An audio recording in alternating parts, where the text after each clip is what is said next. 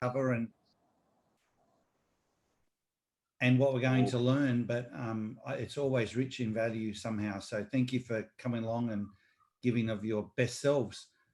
Today is a masterclass, so it's an opportunity for us to dig in a little deeper than we would on a public webinar and understand some of the nuances. I know one of the topics that has been asked for and we'll probably never get enough of is talking about the ID as a total ID as opposed to just drive by drive. You know, how do the combinations of the drives work?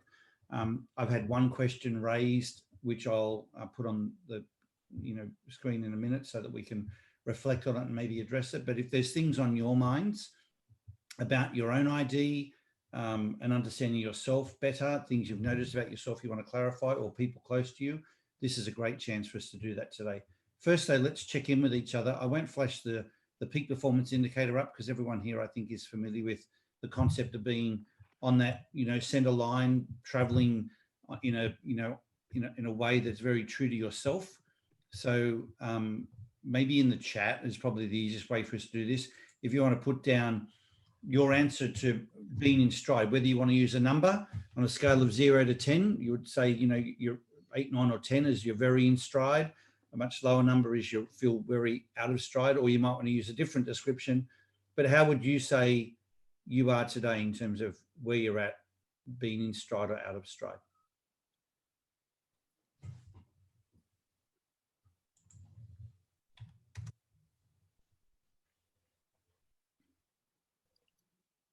You're still traveling pretty well, Grant.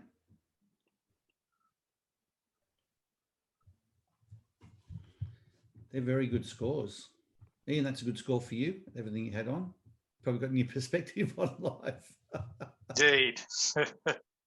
There you go. Very good. Same life, different view.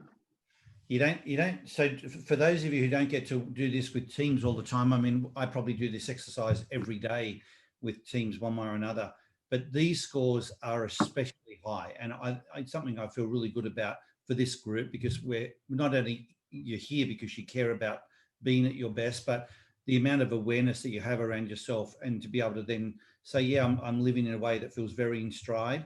I mean, it's a wonderful compliment to you and what you've done. It's also an opportunity, and I feel like a responsibility to be then aware of the shadow that you're casting. I mean, when you're a 9 or a 10, when you just even walk into a shop, not that we can do that these days, but, or just encounter someone in public, the influence you have just by the energy you portray is bigger than what we probably realize, just from showing up in stride. So these are particularly good scores. I did see Anita. You might be new. I don't know if we met before, Anita. Your score there is a 5. Did you want to talk to what's going on for you? And maybe we can even give you some help on how to get more in stride. Yeah. Okay. Are you able to talk, Anita? Oh, you're there. Hi. I'll give you guys my extended camera. Okay. My other camera is bottom of my laptop, or something like that. So I was just going to share my face just a little bit, if that works. But I probably shouldn't have responded because when I think of being in stride, and since this is my first time joining the call, I think of, am I guess, in rhythm with the way I normally am? And if that's what we're talking about, I think my 5 is okay. But if that's not what we're talking about, I will sit quietly and listen. Yeah, so I know you're brand new to ID, let alone to these webinars. So your ID is defining not so much the way you operate, but it's the way you operate when you're at your best. What would you do if you were really in stride? And so when someone is really flying, when the people talk about being in the zone or having the Midas touch, or no matter what they do, they just feel completely energized by it. That's someone being in stride. And so when you see a bunch of people on the call saying they're like 9s and 9.5 and so on, they're people who've had a lot of experience with this and have learned a lot of strategies for themselves on how to make sure they're showing up each and every day in that place where they're really on fire, And with your idea, I can see when you did it, And it was, oh, you're part of the Amplify group. So you are brand new. I remember Pam just only starting with you guys. And did she talk to you about, you know, operating in a way that was a little out of stride and then having to get back in stride? Did she talk to you about that? We touched on it a little bit after I met with her first time yesterday. I think it's Ilona who I spoke with. Alana, okay. Ilona, and I redid the assessment. And but the odd thing is, she told me, she's like, you are completely different from everyone else on the team, and I got super nervous. I thought, am I in the right job? How long have you been doing the role for? 2 years. Okay. And did you, before you were told that, did you feel like you were really different to the rest of the team? Somewhat. My personality is probably more artsy, creative, free-spirited type person. And when I try to become more quote unquote corporate and fall in line, I just feel stressed. Yes, you do. So yeah, yeah, but I won't bore you with all that stuff. That's just kind of a little bit of insight. Yeah, and in fairness to the group, we won't get into a deep dive with you right now, but you'll probably find it really helpful the more you learn about this, because you actually thrive on being someone a bit different. You know, having that sort of uniqueness about you really works for you. But when you feel that you're not allowed to be that, and people don't want that side of you, they want you to conform and be more of a certain stereotype that fits, that is not who you are. That doesn't mean you're in the wrong role. It means that there's a need for some perspective change, you know, and maybe it's in them as well. And the more you learn about your ID, the more you probably get some insights, and we can help you with this offline. You know, and through the process you're doing with Pam and Ilona, you'll learn more about this. You can get some insights on how to maybe help others around you understand the way you not only are different, but how the differences you bring to the table are actually going to be fantastic for the team, you know. The funny thing is, people love having you on the team, but they don't often realize until you're not there, because you bring so much energy and creativity and innovation but you do it in a way that's so natural, they don't even realize it sometimes at the time. And then when you're not there, they go, oh, now we really miss you, you know. So anyway, we can help you with that a little later. Okay, awesome. Thanks for sharing that.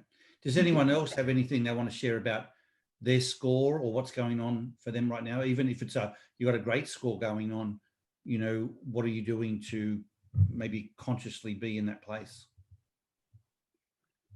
Yeah, I had a thought about this thing. You know how much I don't want to rank myself. Yeah. And I realized that the distinct, I've made this point before. I like Anita's definition. I tried to write that and hit return too soon. So sorry, Anita. That idea between how I'm feeling inside and what I'm doing and what I'm calling myself and where the number comes from and what I have surround me going on in my life are different things.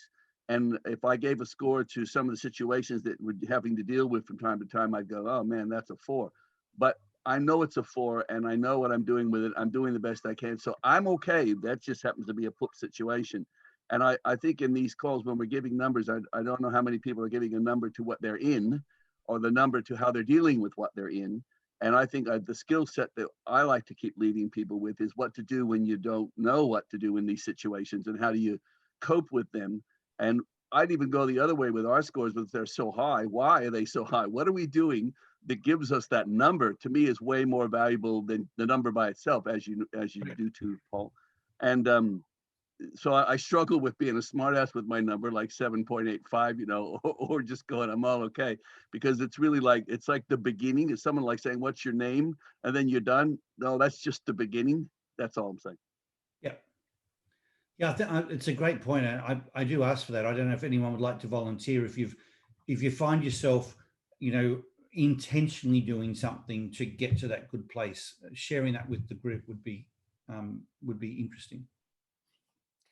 I'm happy to do that, but I'm not sure I had the answer. Maybe I do. I often notice when I wake up in the morning, I think it must be habitual. It's after many years of challenges, pretty big challenges, health, financial, family, more recently family, is that I will tend to have almost a feeling of doom, expectation of doom, or a guilt thing. And I should be doing this. I should have got up half an hour ago, whatever. I don't believe in should. So consciously, it's moving to the place of, everything is perfect. And I'm here showing up best I can. And it's almost like that conscious move from below the line to being on the line. And I have no idea what this day will bring. For everything that has been, thank you. For everything that will be, yes. I'm here and I'll do it as me, and, head on out of the bedroom door with that. And I'm quite sure that sounds really, wow. It's not that easy or that slick, but that's kind of the process. Is it ever more natural? Like I'm hearing you say, what I'm hearing, I might have misheard you, is you can wake up feeling pretty flat and more in the gloom side, but you consciously have the self-talk to then get yourself into a positive place and get more aligned to improviser energy, as it were. Is it ever more automatic where you wake up and you're super excited, and what's the difference?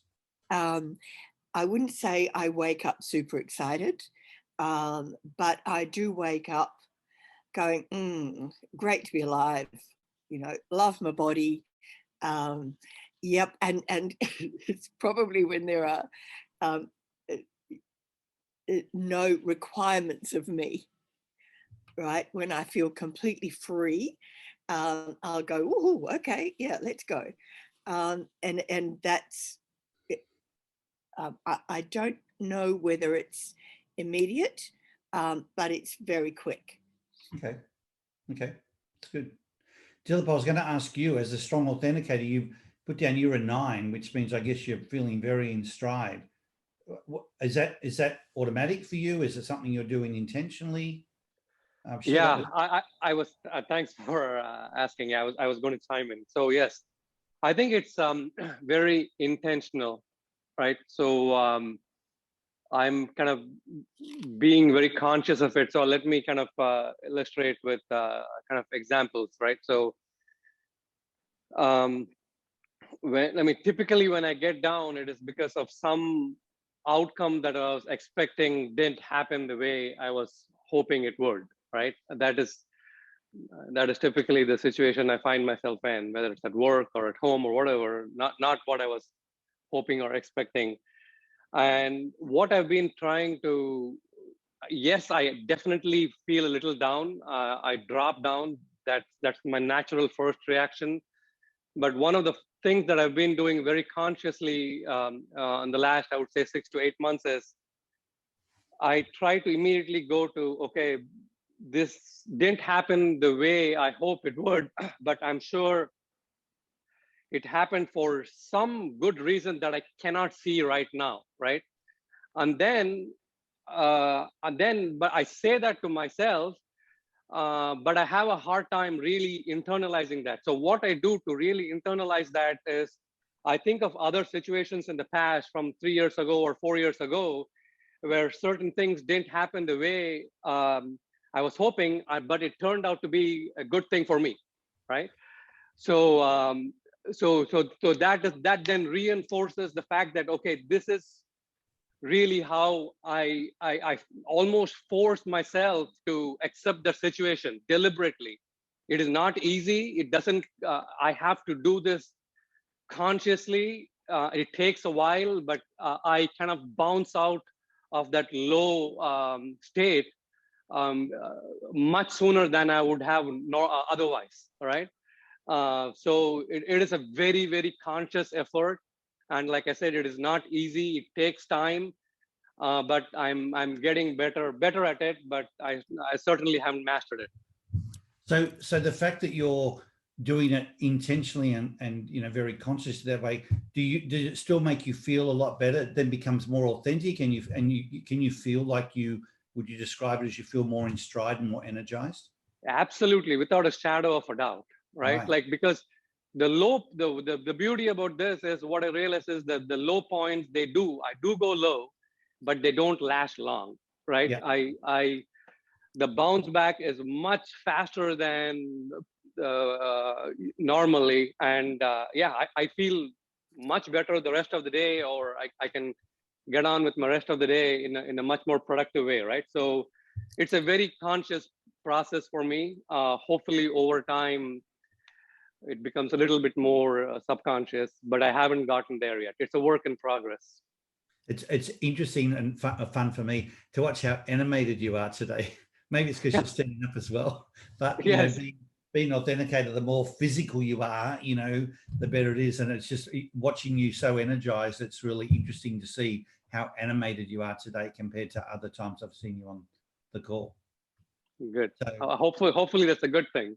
no, it's a great thing because it's energy, and it's sort of, I guess it's the point we make, that it's oozing out of you, and sometimes so much is oozing out of you, you can't stay still, So when people talk about imagine someone being on camera or doing something on a podcast or radio or something, and people saying you need to lift your energy, so they can try and be more animated, but it's not as easy and it's not as authentic as when you're actually in stride and the energy's flowing through you anyway.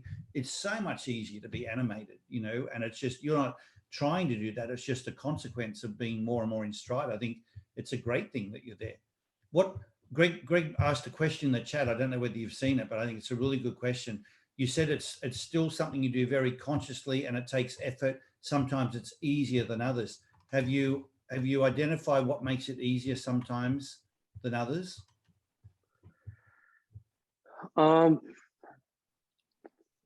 Fantastic question. No, nothing. I got to think about that. That's a good question for myself. So maybe on the next call, I'll have an answer for that. A suggestion that might help you is probably the reason when you said you go back to past experiences where you can relate to it is probably because you need to make it real. And, when you can see that it worked for you sometime in the past, it's like, okay, so this isn't just a fake thing, then this is real. I've been there. Maybe the more real it is, or the more recent it is, maybe that makes it even more real. And that would be my guess, is the faster you can connect to it being real, whether it's because it's a recent memory or it was a particularly strong memory, that probably helps you get there quicker. Yes, and I think you just triggered something in me, right? So what I've noticed is when the event that happens impacts me directly, I find it easier to kind of relate to past examples of it happening to me and then bounce back of it quicker. But when it happens to like a family member, right? Like my daughter, who is 14 years old, and she is not getting what she hoped for, and I was part of the process, and it's not something that happened to me, it's something that happened to her. Then I struggle a lot more, right? Because I do not have enough examples for her in her situation. Right. No, very good. Very good. These are the nuances. And Anita, given that you are new, just to loop back with you now, this is the sort of insight you watch someone like Dilip. Dilip, when did you either do your ID or start coming to the webinars? Was it like maybe 6 months ago? Yes. Yeah. And it was I still remember, I think the first call, and you're like, guys, I'm brand new. You're in the same place Anita is now, being brand new to it. But honestly, it's just through learning more about yourself. Maybe you could share that journey for Anita's benefit, Dilip, just to maybe give her some insight and encouragement for the value of this journey, what it did for you. Yeah, I had my ID like 2 years ago or 2.5 years ago, right? And I was just kind of sitting on it, quite frankly, right? Not knowing how to use it. And then I really kind of got into it, like Paul said, about 6 months ago, and I really started kind of understanding and appreciating kind of the nuances, right, of how it is affecting me on a day-to-day basis. So the more I spent time with understanding my ID and what it meant, and being on this calls, quite frankly, the more it helped me, right? So basically, I put more work into it, more time into it, and I got the results out of it, right? And so I've had my, like I said, my ID for nearly 3 years, but I've gotten a lot more value in the last 6 months than in the first 2.5 years, right?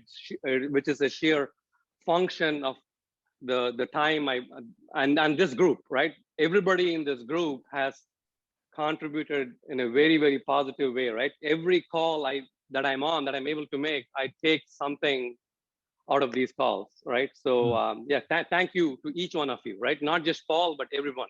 Yeah. Absolutely. Absolutely.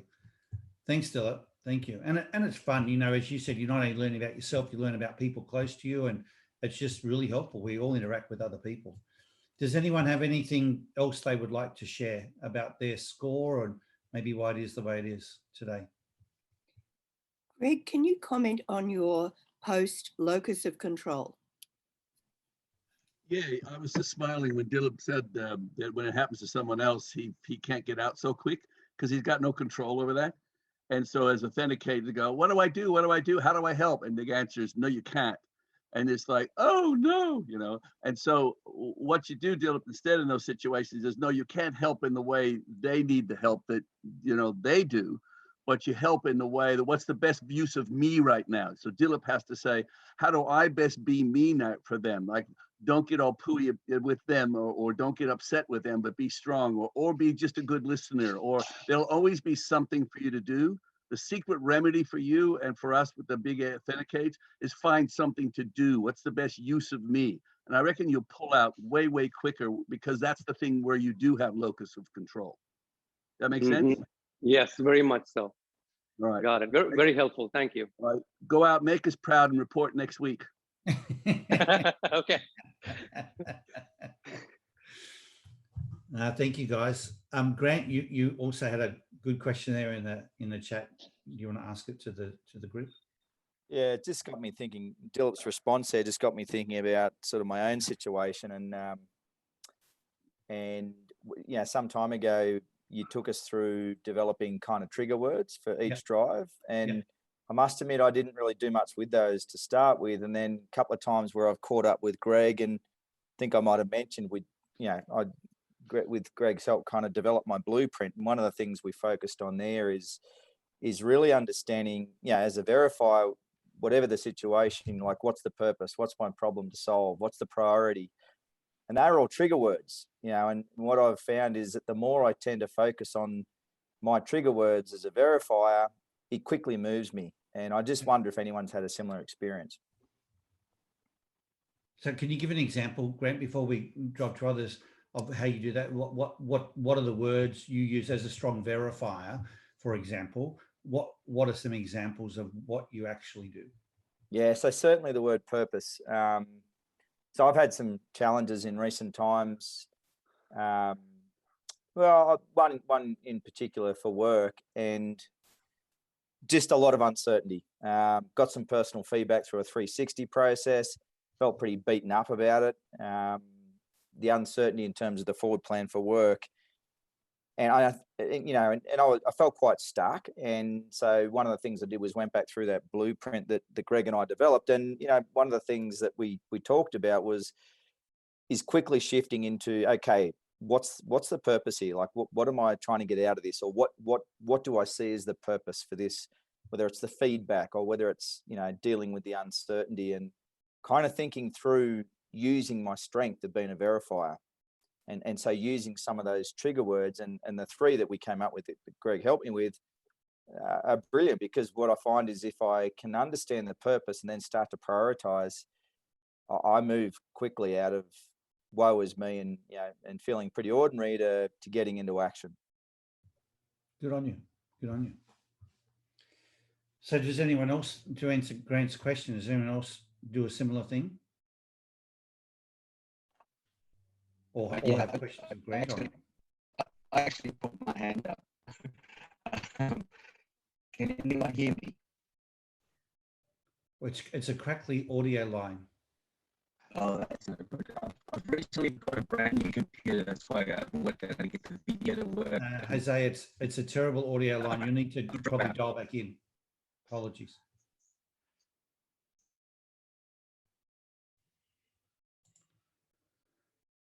Anybody else?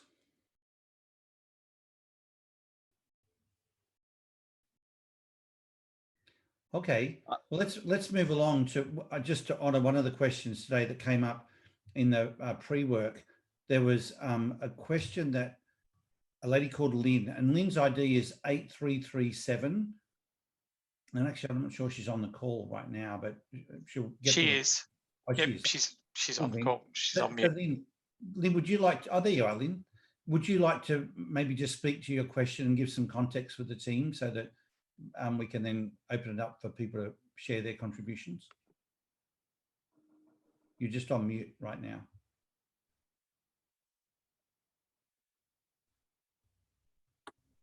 Hi. Right. Sorry, I'm not too well, so that's why my throat's a bit funny. Thanks for taking my question. Yes, so with my ID, the word big is really important, and opportunities, and so I was just asking for some input on how I can reconcile that ID with my ID with beliefs around godliness with contentment is great gain, and just being content and in the moment and not sort of always looking for the more or looking for the bigger or the next opportunity. So how to find peace in the now and in whatever the now looks like, rather than looking for the next opportunity or big thing that's exciting. There was something else in my question that I can't remember. I quoted somebody else. I quoted Lynn Twist from her book, The Soul of Money. So, but I can't remember what that quote was. Okay. Does anyone have a response for Lynn? Maybe how you do this for yourself?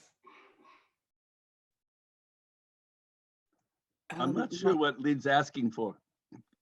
Forget what you wrote, but what do you want right now? Because I'm not sure what you're asking for.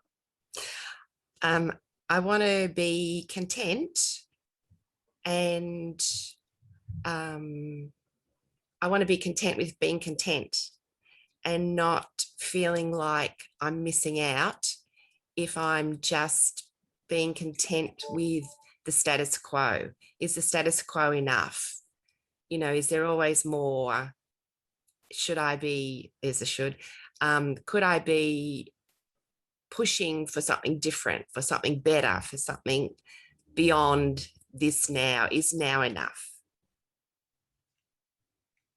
So for me, as an improviser, now is always exciting. I had a real point of conflict with a girlfriend not long back, where I told her I just wasn't interested in harmony. And she was horribly shocked and extremely judgmental, critical of me. But I realized after a particular class that we had that harmony is not, it's a completer word, trigger word, and an improviser, the harmony of excitement, the harmony of the next opportunity, the harmony of, oh gosh, everything's quiet. How can I stir it up? Is actually when I'm best, when I'm in my stride. And when I can bring the best I have to offer, it's joy.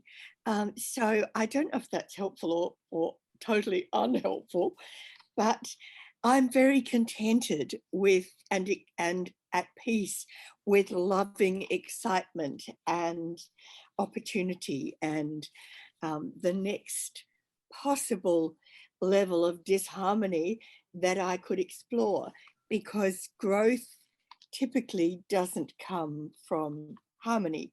It comes from, what's the Buckminster Fuller word, perturbation. So don't know if that's valid or not, but that's where it goes for me. Yeah, thank you. I thought it was a particularly relevant question because, like Catherine is just explaining there, with different IDs, we even latch onto a word and see it very differently. But, you know, I remember years ago, people like Tony Robbins saying, when a person wants to lose weight, we all think the emphasis and the goal is the losing of the weight, but it's actually the wanting.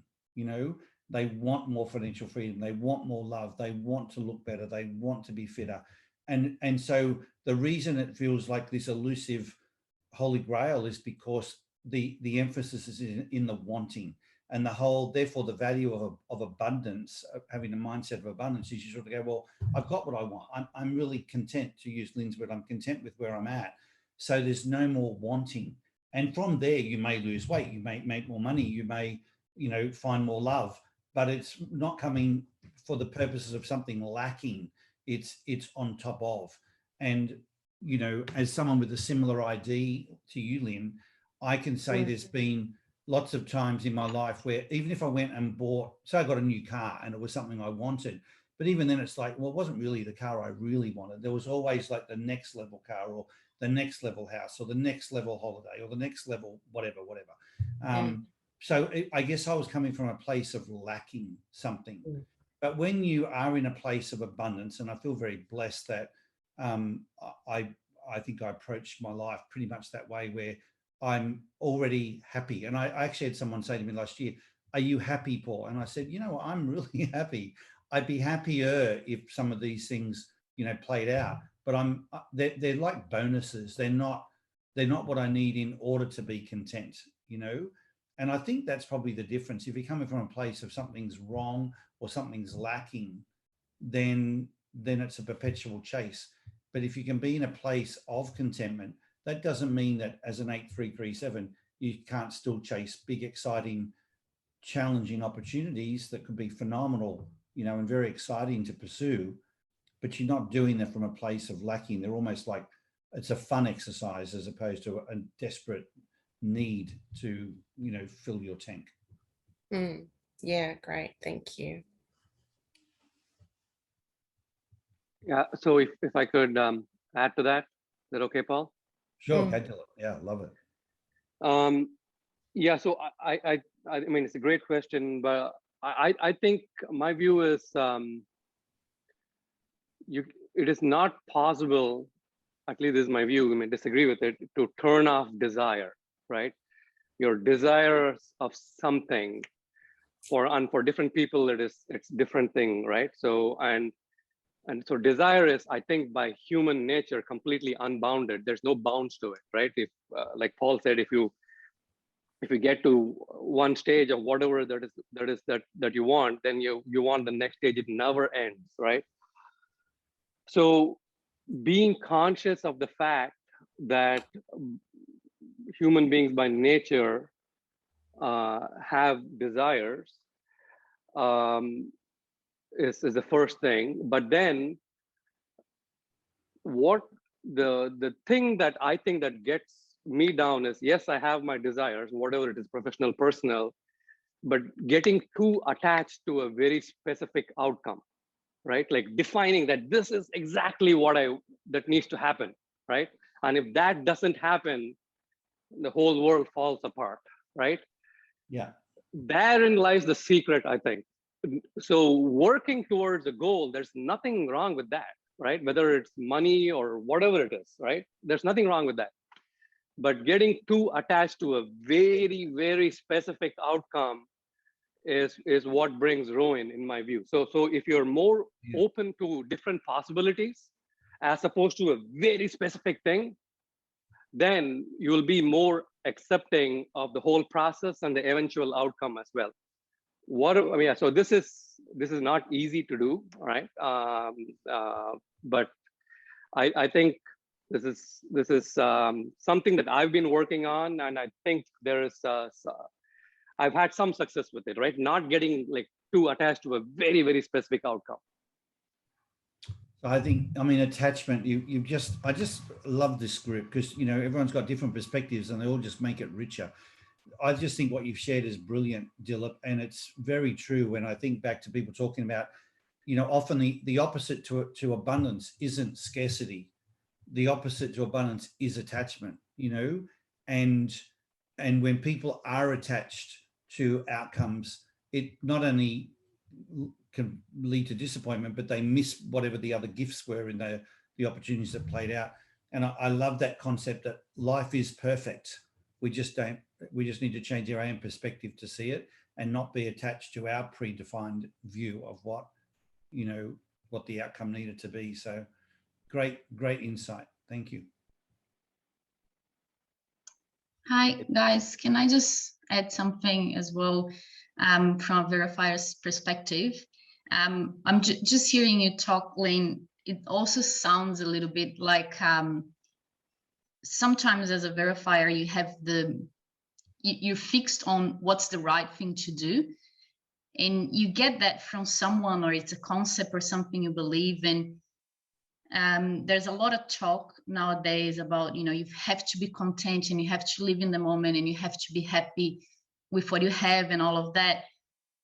And if you're taking that as, wow, that's the right thing to do, it might be difficult for you with your other needs, because your other needs, you need flexibility, you need new opportunities, you need new challenges, you need ideas, you need to be changing. And so if you're fixed on this idea of, I've got to be content with what I have, but your other needs as an improviser and a void completer is that you need excitement, and you might be confusing that need with you not being content with who you are.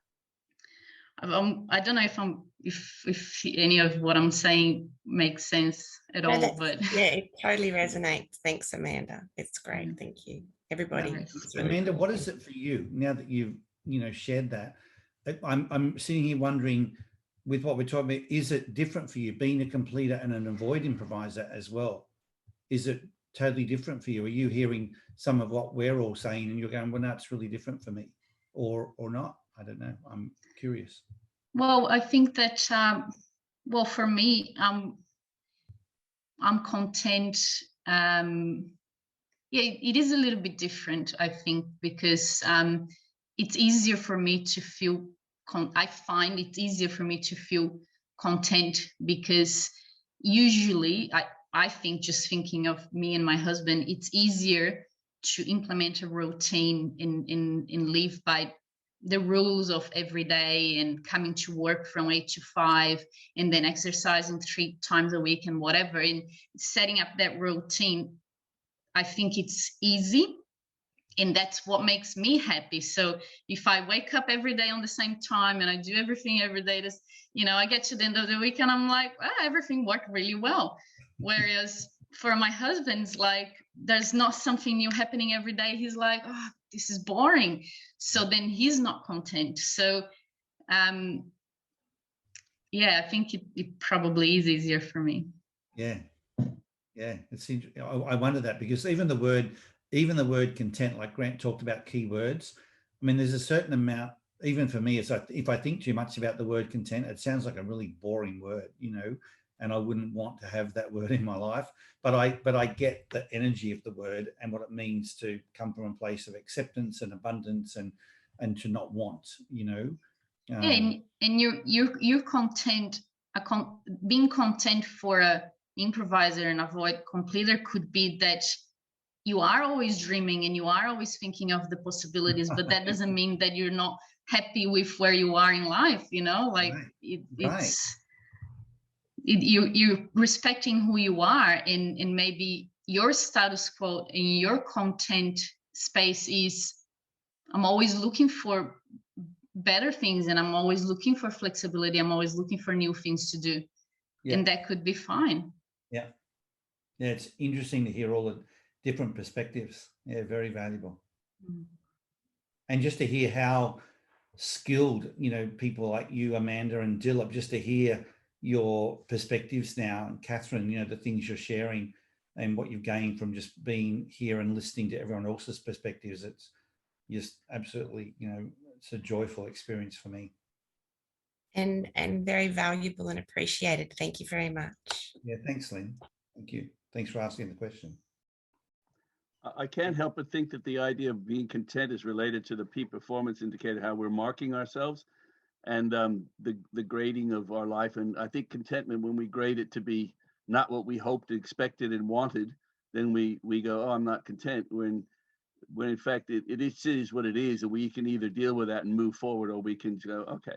And I wonder, how can you have contentment with that, or even the concept of being content, asking if you are, is a comparison. And I think all that requires attention in on yourself. And I think I'd love people to tell me whether they think the times they've been most content, their attention's been on the world around them and what they've been doing and other people and their needs. And the time they're least content is when their focus is on them and what they're not having and what's missing and what's wrong. And hence, that's that thing about attention out, appreciation on, agenda off, was to get more contentment, get your focus off yourself. I just wonder if that's just me or others believe that to be true for them as well.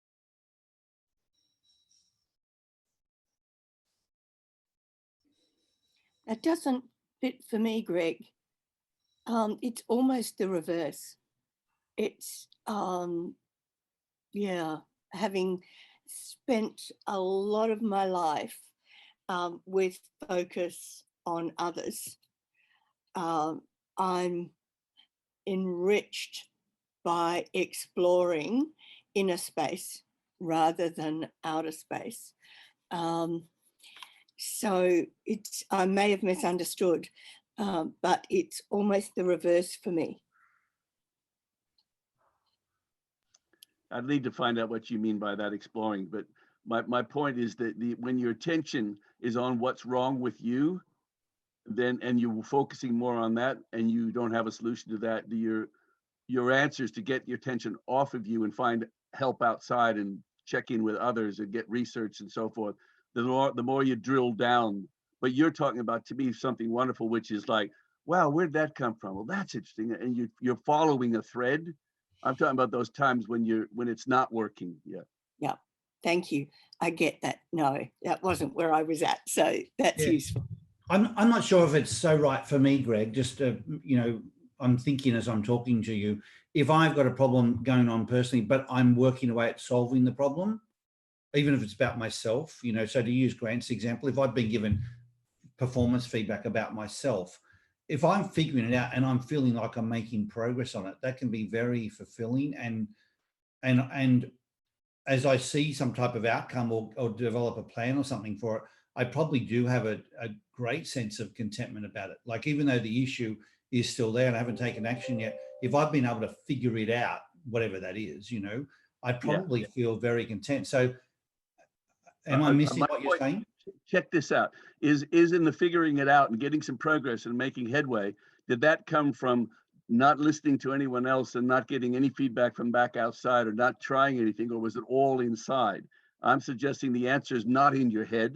The answer is in your head, looking outside your head to find out, well, what worked? Well, how did that go? Where'd that information? You're researching beyond your own feelings, and you're going into hunting. Even though you're doing that inside your head, your answers are outside your head. That's my. I'm not sure. I'd have to think it through, because it feels like I'd be doing it very much in my own processing, but I'm not sure. I've always loved those principles that you shared, years ago with me, of attention out, agenda off, what's the other one? Appreciation on. Appreciation on. And I love them, and I think they're particularly valuable. I don't know if they're sort of as bilateral as, that's the way, but it's okay. The way we learned it, we just had this exercise years ago when I was doing avatar stuff, and we went out to a river or a lake nearby in the city, and we had to we had to put our attention on other people for this 2 hours and find out as much we can about them, nothing about it. When we came back in the room, there's 200 people throwing this workshop, and the place was buzzing. It was just unbelievably, everyone was high as a kite. And when the guy says, so how you doing? And we all went, and he said, well, where was your attention last 2 hours? It's all on everybody else, right?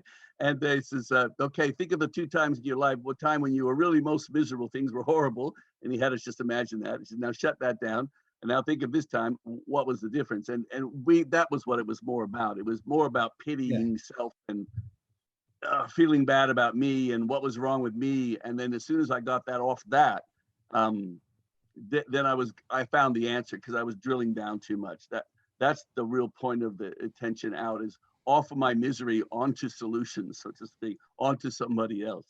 I think, but that might be more the subtlety of it, is that maybe it's your being a 5 in verify. It's not your style to want to solve the problem yourself or go too deep internally.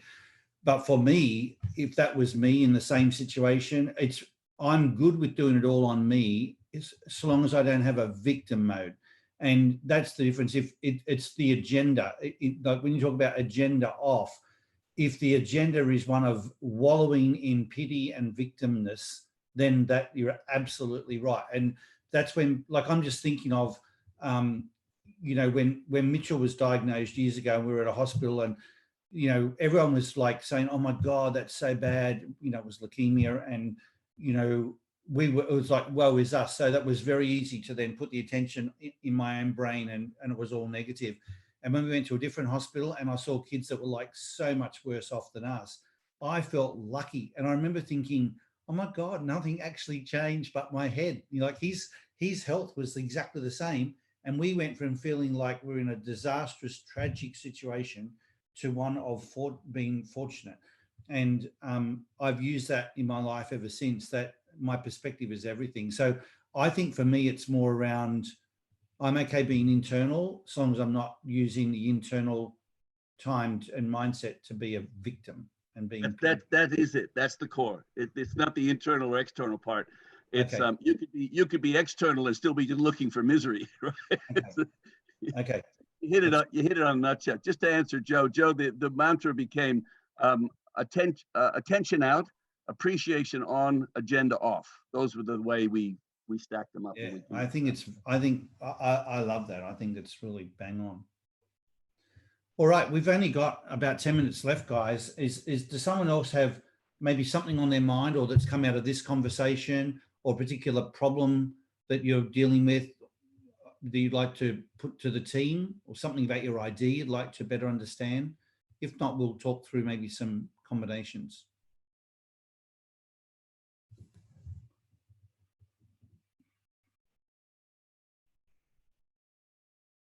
So let's talk about combinations.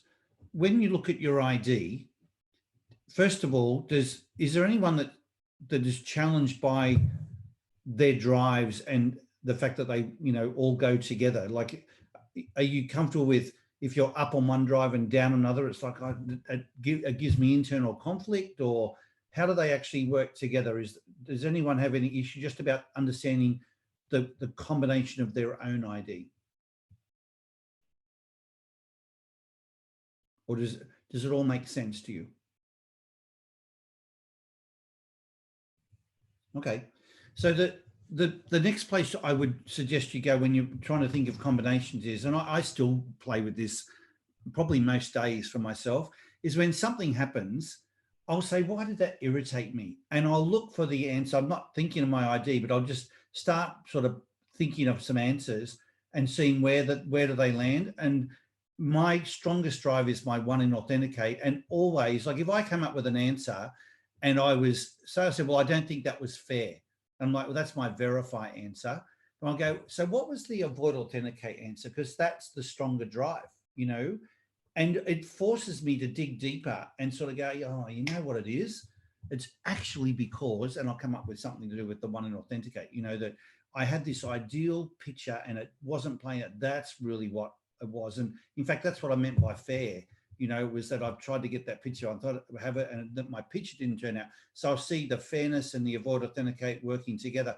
And then I'll look at my next drive and sort of go, well, oh, now I can see it's the improvise. It was no fun for me. You know, that particular path was no fun, or it wasn't exciting enough, or something. But all 4 drives will come together in their intensity.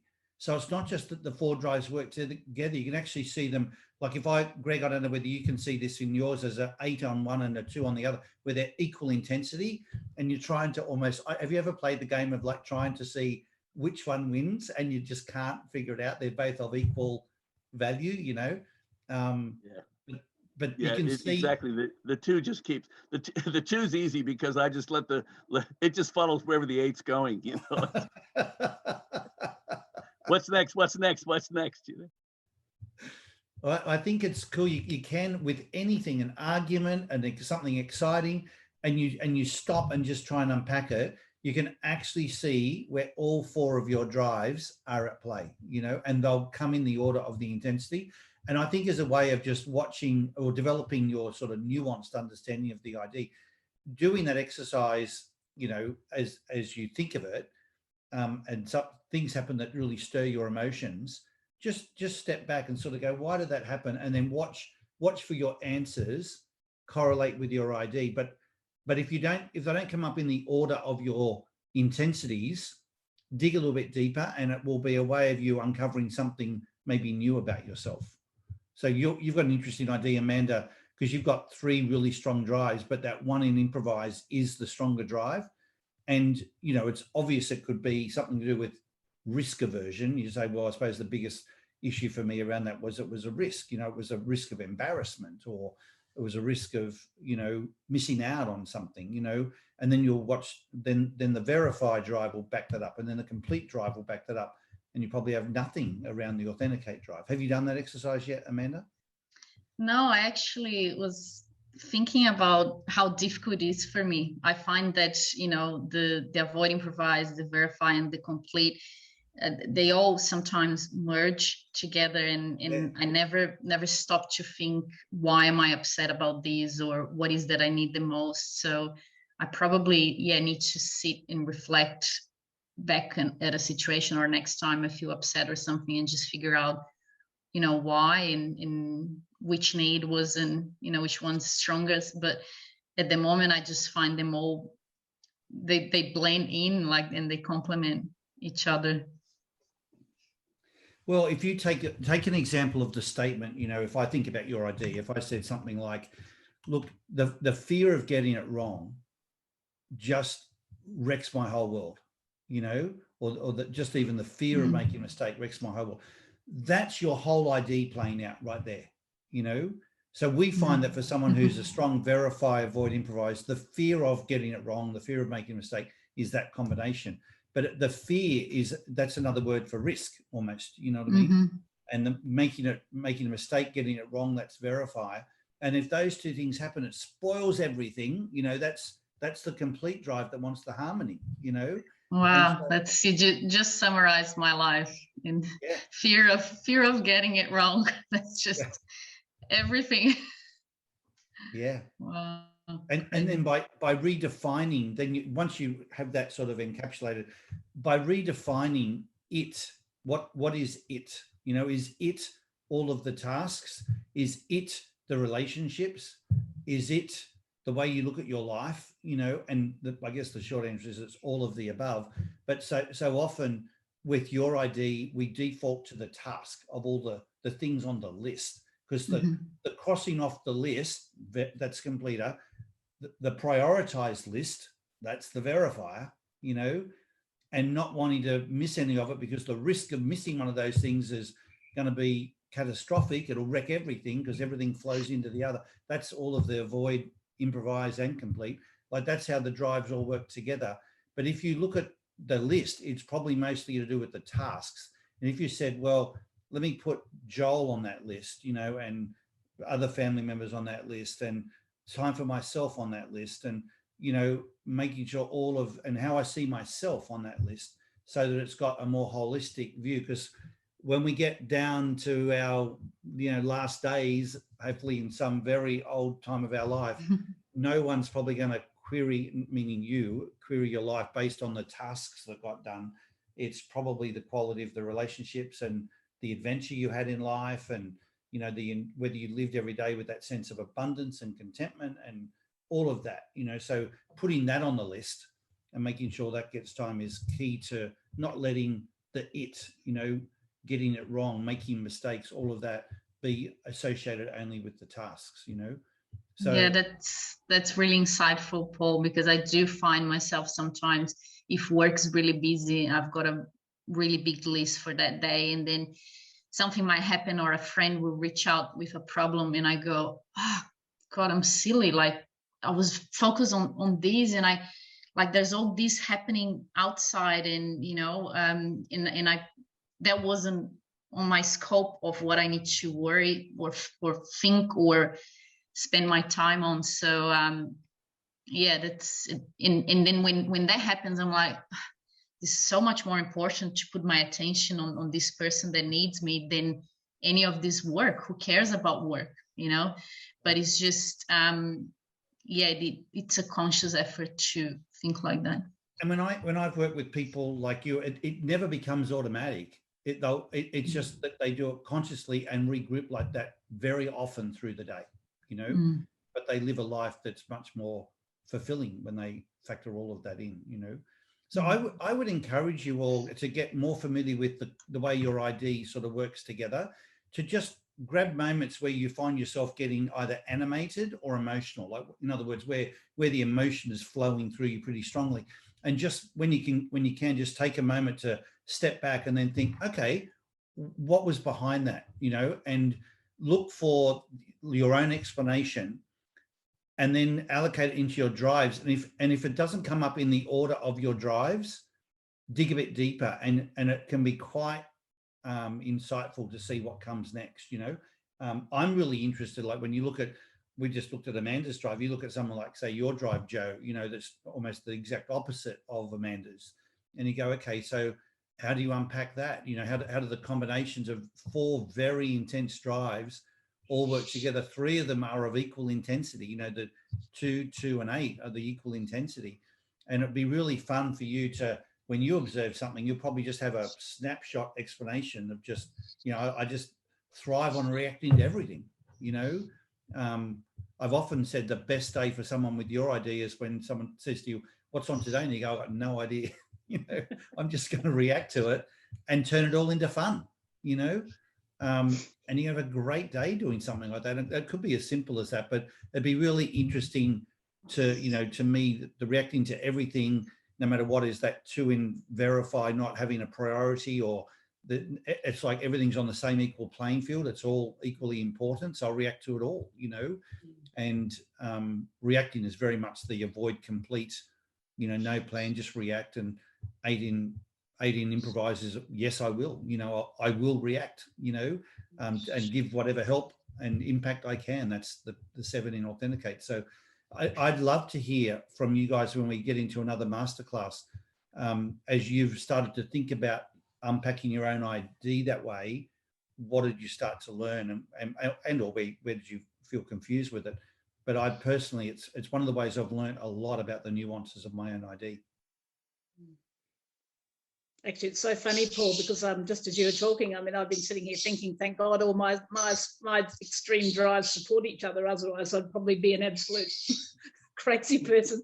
And they support each other for you. If your drives are me, extreme in any other combination, that person will be saying, oh, thank God my ID is this way, because it makes sense to the person, you know? Yeah. But, you know, I'm sitting here, even my authentic drive, you're using the word react. And I'm like, no, in actual fact, it's respond. Because even though I don't plan, I plan not to plan in some ways. And so it's actually responding. So I even take umbrage to a word like react. It's like, no, I don't react, I respond. It's so funny. I know we're out of time. I want to share something quickly with you guys that Mitchell, he was on the call last week with us. Now, his ID, when he first did his ID, was 2864. And that was when he was 6 years of age, right? 28, so a very strong authenticate. So I had spent, let's say, 7 or 8 years saying to him, Mitch, you're an authenticator, you're an authenticator, you're an authenticator. When he did his ID himself, like completely more as a, you know, I don't know, 15, 16-year-old, and it came up 3675. So to me, it was still a valid ID. It was him, you know, all of that. But because the complete drive was stronger than the authenticate drive, that's why when he said to, I don't know whether you remember on the call last week that he was querying it, he said, the reason I queried it, Dad, was I didn't think it was wrong. It's because it wasn't what you kept telling me it was. And I And because you said I'm an authenticator, and you said I'm an authenticator, and you said I'm an authenticator, and that wasn't my strongest drive, I couldn't reconcile that. So it was the fact that it was, you know, that was like the authenticate piece, you know, and I was such a nuanced piece. He absolutely loved doing that webinar last week. I think it awakened in him again, you know, some of the nuances that we had a great discussion on the weekend about. And now that he's got his own children and his own relationship and so on, it's interesting how he takes it all so much more seriously. You know, it's really beautiful. So anyway, yeah, then I'd be very interested in another class to hear how you guys play with the combinations yourselves. All right, guys, thank you for being here. I appreciate all the input. I'm always learning and, you know, loving the energy and the spirit of what you all bring to the table. So have a great rest of the week, and look forward to seeing you again on the call next week. Thanks, everyone. Take care, everyone. Hey guys. See everyone. Thank you. Thank you, everyone. Bye-bye.